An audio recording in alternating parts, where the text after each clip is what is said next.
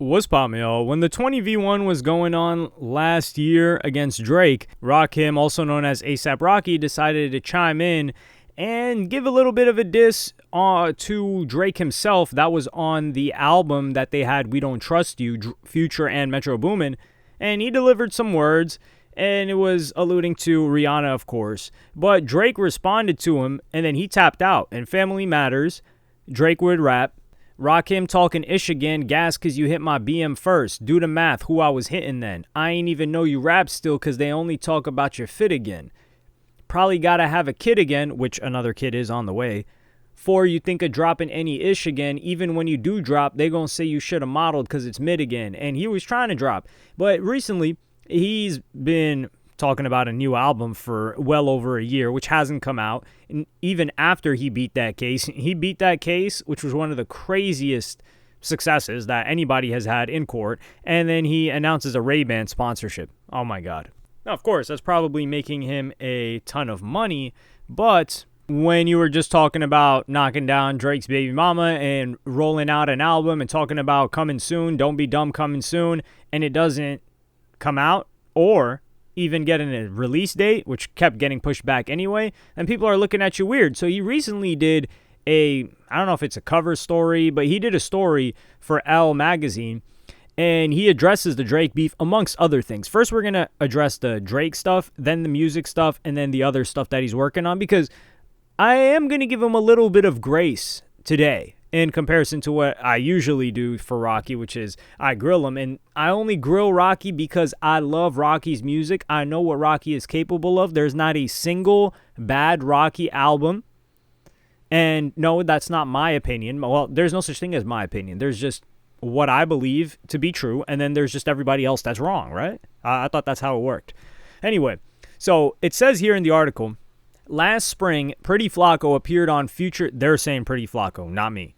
And Metro Boomin's single Show of Hands casually dissing Drake, who'd previously allegedly dissed both Rocky and Rihanna in tracks. And then it goes on to Family Matters. And then when they ask Rocky about it, he says, it was healthy for hip-hop, he says. The battle was between Kendrick and Drake, not Drake and everybody else who might have said something at that time. And that's mainly why I fell back. I just hate the way that it's turning out with Drake suing and all that.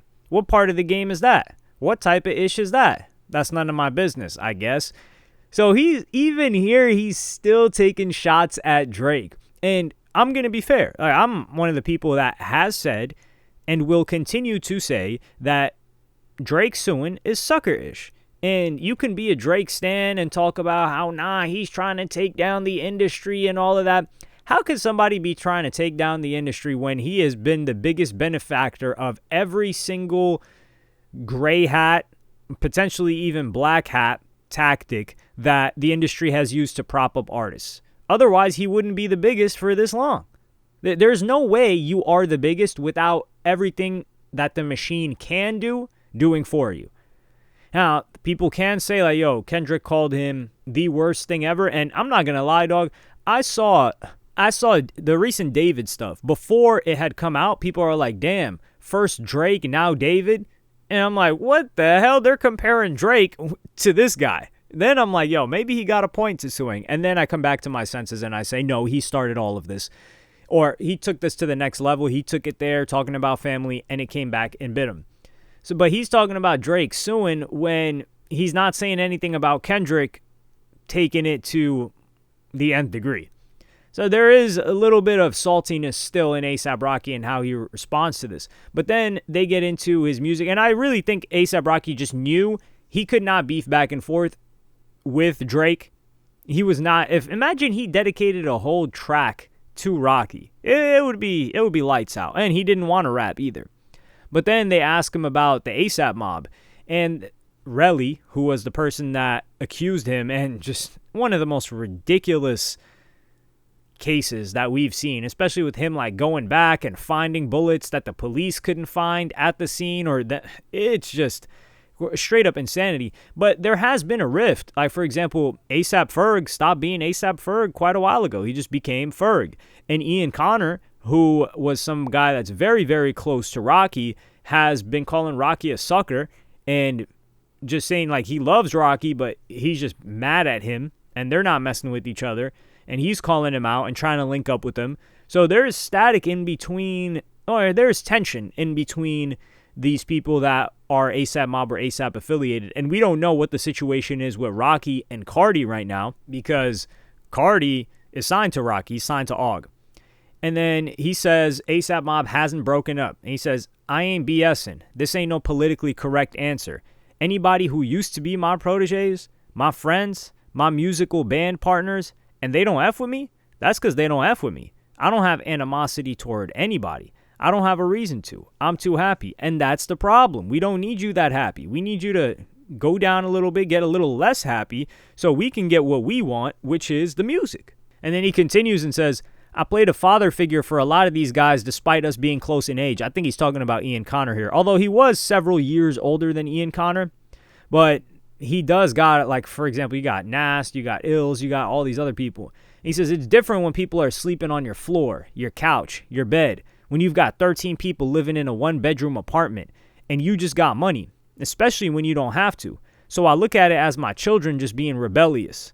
I'm not trying to paint myself out to be a victim. I really do sleep well at night because I know I'm not trying to do anybody dirty.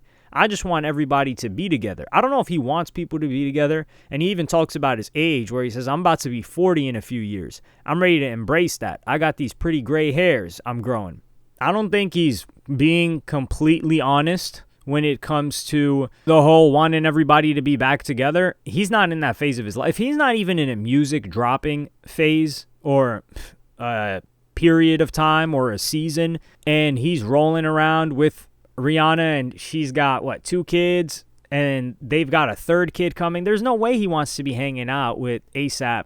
Well, he might long for those old times for a little bit, but he doesn't want to do what it takes to make that happen, which is being active, not only in music, but kicking it with all of these people. And I think he just saw, like, I did enough for these guys. If they can't keep it pushing on their own, then that just is what it is. And he talks about, funny enough, their first child that was born in May 2022, he named RZA, and RZA is one of the people from Wu-Tang, and it's crazy because his mother named him after Rakim, who is, of course, the rapper. Who's known for being an elite rapper, one of the best of all time. But when they talked about music, because Rihanna is also somebody that has not dropped an album since Anti, so it's been 10 years. Yeah, 10 years since Anti, hasn't it? I remember Travis was on Woo, and then she showed love to Travis I remember Needed Me Too. Anti was such a great album. It's a good album to sign off on if she's not planning on dropping another one. But he goes on and says, you know what we joke about? She's like, yo, I ain't gonna lie. Your fans might want to kick your ass much as my fans want to kick my behind. What saves me is that I'm pregnant most of the time.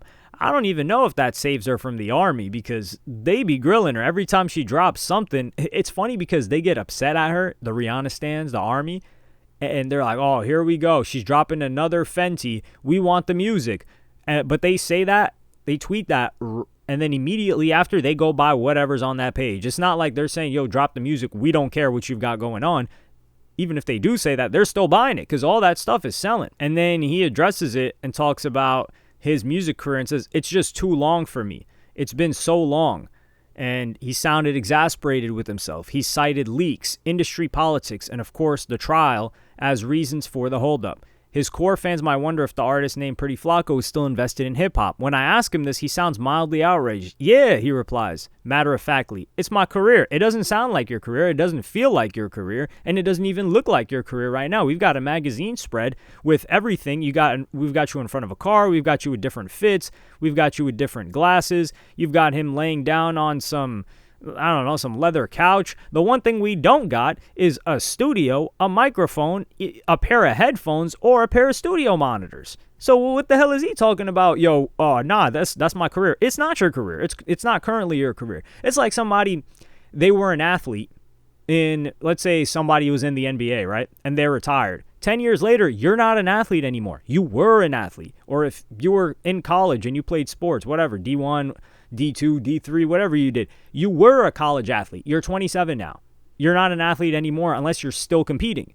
So if Rocky is not still dropping music, it's not your career right now, and you're focused on something else. And I don't even want to say that's okay. No, that's not okay. Let's get back to the music. And I say that's not okay because he still says it's his career.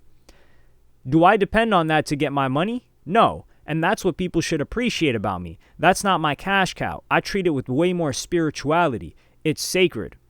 And this, I do have to give credit to Rocky. And this is why I don't think Rocky has had a bad, This is why Rocky has not had a bad project. And then he talks about testing and how his sales dropped a little bit, and he was shocked by it. He says, the content needs to come from a place of reality. I don't want to fabricate. I became the guy that I became because I was a ladies' man. All right, where I'm at now. I'm in acting mode right now. But when Flacco mode is in full effect, they're going to know. And this is the thing. Will Flacco mode ever come into full effect? And how will his music change? Because for Rocky, he is focused on the acting now, and I do got to give him credit for that because he's somebody that locks in when it comes to an album.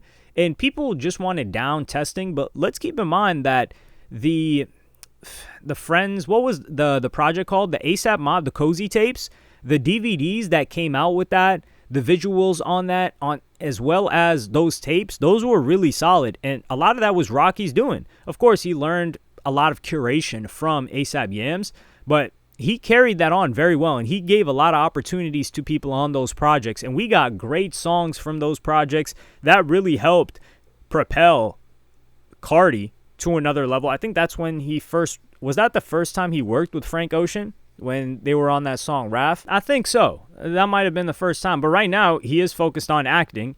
And, I wish him well. But he was a rapper so the movie that he recently did was Highest to Lowest, which was Spike Lee.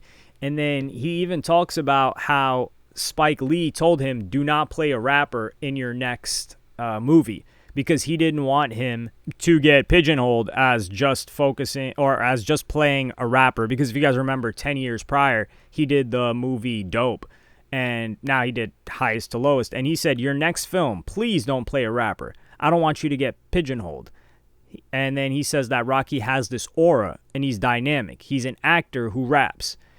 And Rocky talks about it and says, I don't F around. I can't be making music decisions and being on tour. I have to be in one place. I have to embody this character. I can't give 100% on everything if I'm being pulled in different directions. And unfortunately, you got to sacrifice certain things to follow your calling. These films don't pay you $1 trillion.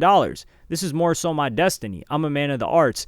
And this is one thing I can appreciate, because a lot of this fashion stuff, it never felt like Rocky took it to where he could, where you've got a fashion line and you've got your own brand, or not even something like Fenty, but he did take it to the point where it seems like that is where he makes his money, yet he can devote himself to the arts that he's doing, whether it's acting, taking the roles that he wants, whether it's music, which we haven't seen much music for a very long time, or even if it's family. And that allows him to make those decisions with a lot more purity than somebody who needs to produce. Like, let's say somebody has a fashion label. They need to produce for the fashion cycle. They need to have this amount of collections. They need to make sure that they're sourcing this. And maybe A$AP Rocky doesn't like that for his lifestyle. And this fashion stuff, whether it be these endorsements that he's got, allow him to have the funds, the money, and the time to devote to whatever artistic pursuit he's chasing at that point in time. The 2025, it seemed to be, of course, there was a trial going on, but it was also acting, which I haven't checked out that movie. I think it has Denzel Washington in it. I'm going to have to check it out.